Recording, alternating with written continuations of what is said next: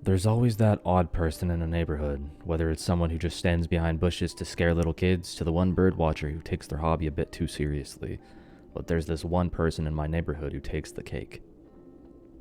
There's this man who just stands on my street corner every night, and that's all he does. He stands on the corner of my street about 2 houses down from mine. I walk home from work and I find him just standing there doing nothing. Well, until one night. I'd lived in Ohio for my whole life. Grew up there and got my own house in the suburbs when I was able to. I lived in a fairly nice neighborhood with little to no crime and pretty nice people. I worked at a gas station about 3 blocks away, which was in walking distance. I had a car, but I figured I could just walk to work to save gas. I had a neighbor who I'd frequently talk to, an older woman named Christine. She came by all the time to offer me brownies or something like that, pretty often, so I knew her pretty well. I was coming home from work one day, and as I turned down the street leading to my house, I saw him under one of the streetlights, a man who was at least 6 feet tall, but pretty lanky, wearing a brown suit jacket with a white undershirt and gray tie, black slacks, gray dress shoes, and a brown fedora. He was just looking down at the ground, and because I couldn't get a good look at his face. Seeing someone dressed the way he was and just standing on the street corner unnerved me for some reason. Without interacting with him, I just walked past him and headed home, shivering as I did. That night, I had a lot of trouble sleeping as I constantly looked at my window that was beside my bed. The next day, I was heading to work when Christine caught me. "Good morning, Jamie. Off to work, are you?" Christine asked me as she held up a bag of cookies. "Yeah, I've got a long day ahead of me, working from now to 12, I replied. Christine handed the bag to me. "Sounds like you'll need some extra energy." Christine smiled. I took the bag and put it in my jacket. I then looked around before looking back at Christine. "Hasn't somebody new moved here?" I asked the older woman. "Oh, I don't think so. Why do you ask?" I shook my head. "No reason. I better head to work. Thank you for the cookies." I thanked Christine before heading to work. While at work, one of my coworkers waved goodbye as they left, which left me all alone at a gas station in the middle of the night. As I was cleaning the floors, I heard a knock at the doors, but when I looked up, I didn't see anybody. I quickly finished up my chores before looking at my watch and seeing it was closing time. I grabbed the store keys and headed outside to lock the doors, then started walking home. As I walked home, I saw the street lights starting to flicker, making me pick up the pace. I got on my street and there he was, but instead of looking at the ground, he was looking at me. I decided to get on the other side of the street and walked down it while keeping my eyes on the man. I was just a house away from mine when I saw something that made my body freeze. Across the street, I saw Christine's door broken down. I ran over to her house and went inside to see blood smeared down the halls, so I followed the trail before reaching Christine's bedroom, where I saw the most disturbing sight I'd ever seen. Christine was laying in her bed with her arms and legs torn off her body, her chest split open with her organs hanging from the sides, and her face peeled off to expose muscle and veins. I panted heavily as adrenaline flooded my body, and I quickly ran out of the hall and outside. I was about to run towards my house when I saw him blocking my way. He stood under one of the flickering lights to show blood covering his sleeves and chest. I stumbled back before falling to the ground, but I rushed to my feet and ran in the opposite direction. I was almost off the street when something grabbed my leg and brought me down to the ground before pulling me backwards. I tried grabbing onto anything I could, but I couldn't get a grip on anything. I turned around as I stopped being dragged and saw the man standing over me, and as the light flickered, I could see his face. Mandible-like appendages were stabbed through the edges of his jaw while his eyes were pure red. The man's arms audibly snapped outwards to extend, while his hands turned into curved blades almost like a praying mantis. The man tried to stab down into my body, but I rolled out of the way and crawled through his legs before getting up and running to my house. Hearing the man let out a loud, angry cry behind me. I rushed to my house and got inside to lock the door behind me and run into my bedroom. I heard the man trying to break down my door as I searched through my closet, finally finding the aluminum bat I kept in there. I left my room and stood in the middle of the living room with shaking hands and sweat dripping down my face. The man finally broke through my door and made his way into my house, letting out another terrifying cry. The man sprinted at me and swiped his bladed hands at me, but I blocked them with my bat. The man then managed to stab through my stomach and lift me in the air, but as he did, I swung my bat across his head. The man freak dropped me as he fell to the ground, and as he was stunned, I pulled the blade out of my stomach.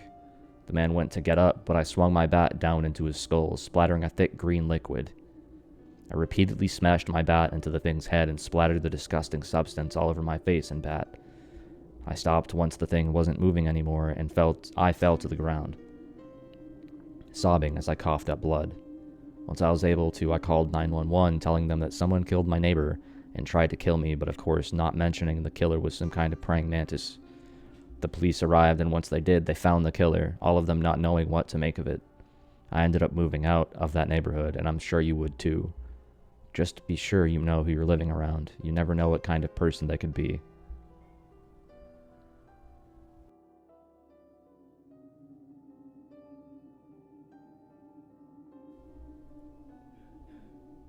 My friend got me this new trash can the other day. He seemed super freaked out when he gave it to me. Soon after he did, he moved out of town. I put it in my living room since that's where I needed it. I was playing Apex one night and I heard a voice, "Feed me," but I thought it was just my team. Then I started playing on my own and I heard it again, "Feed me." I got up to investigate and I saw my trash can say, "Feed me now, plain as day." I went over to it and opened it up and saw a tunnel of flesh and blood inside of it. The last thing I remembered was a pair of eyes and a bloody mouth slithered from inside. "You'll feed me well," before its mouth stretched open.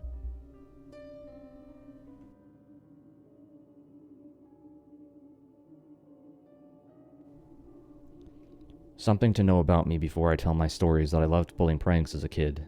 Back when I was 10 or so, I got into the wrong group of kids, types that smoked and smelled things they shouldn't because of their gangbanger relative. Yeah, we lived in that kind of neighborhood. The type that when you go to sleep, all you hear is yelling and gunfire right outside your house. Even with a bad situation, these kids still liked playing pranks, most likely due to them being junior gang members. The leader was 14-year-old Devin Morris, the type to call shots that weren't his shots, and the idolizer, 11-year-old Lee Hopper, the kind of hype man for Devin. Then me, Jake Lorraine, or Lori as Devin calls me due to my quote-unquote girly face. But they saw me as a kind of new blood and brought me into their gang. But first, they of course needed to initiate me into the group. On a weekend, the two brought me to the high school just a few blocks from our neighborhood. "Those losers over there got my wanted some flyers put up for their new class president. You're gonna fix him up if you know what I mean," Devin told me. He handed me the pictures of me that he took with a stapler. "Go ahead and get to work, little Lori," Devin ordered with a grin. "Couldn't I get into a lot of trouble?" I meekly asked. Devin pushed me to the ground to drop me on my ass. "Gangsters always get in trouble. It's what makes us tough. You gonna be tough, or am I gonna have to make you tough?" Devin barked with a clenched fist. I got up with the pictures and staplers before going to the school to prove how quote-unquote tough I was. I stapled down my pictures over the female class president that were on the walls of the school, hiding my face with the hood of my jacket. As I was putting down the posters, I heard something very faintly. "Respect," I heard. I looked around to see who it was or who was around me, but saw nobody. I quickly stapled down all the pictures, and once I was done, I just simply tossed the stapler, hopping on my small skateboard to skate home. The next day told me for certain I'd made a mistake. I woke up the next night expecting my mom in my room snapping at me with the principal of the school, but that didn't happen. I did see that I was late for school and hurried up to get dressed before going out to find my mom. I found her at the dinner table looking absolutely horrible. Her skin was filled with rashes and it looked like she hadn't slept for weeks, but it had only been a day. "Mom, are you okay?"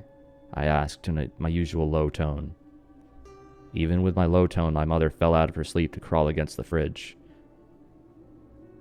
"Get away, don't hurt me please," she cried. I stepped back in shock and could see her hands. There were cuts and marks across her wrist along with marks that seemed like she was fighting against someone. I tried to step closer, but my own mom treated me like I was about to kill her. "Get the fuck away from me, you monster," she howled. Tears rolled down my face before I went and grabbed my skateboard to skate away from home. I skated where I might find Devin at the school. When I got there, it was horrible. I saw police cars and EMS vans at the school where I could see on the big sign it said, "Rest in peace, Devin Morris, Lee Hopper, and Jack Lorraine." What the hell? I thought out loud, but then I saw my photos on the wall. But they weren't pictures of me. In each of them were pictures of Devin and Lee, but only in pieces. Then I saw several pictures of my mom being covered in gashes and slashes, along with my dad dead with his own pistol in his mouth. Beautiful, aren't they? A low and raspy voice said. I screamed and fell to the ground, nearly busting my head wide open. I wish I did, so I didn't have to see the thing in front of me. The thing was me. My whole person was standing right in front of me, but with a twisted face. There were marks, cuts, exposed bone, but skin that looked like it was rotten. The disturbing version of me had no eyes, and had a disgusting smile made with different teeth from all 4 of my closest friends. None of them had respect. Your mom had none for your father, and so did he. Your friends took enjoyment out of disrespecting others, so I had to teach them some respect. The twisted persona of me said. They were just kids, and my mom and dad never hurt me, I gasped out. The other me tilted its head. Maybe you can turn things around, but I need to make sure of it. The other eye smiled. He then pulled out a bloodied cleaver, then pulled out my hand. No, please no, were my last few words. I woke up in a hospital hoping that everything I saw and experienced was just a dream, but I looked down and saw the opposite. I grew up using a prosthetic hand that I used to help people. I went to events to teach the effects of becoming a gang member. When a kid sees another kid with a real fake hand, it tends to set him straight. If you're looking for a damn moral, it's pretty obvious. Be respectful to others and be a good part of your community, because trust me, you don't want to see what happens if you don't.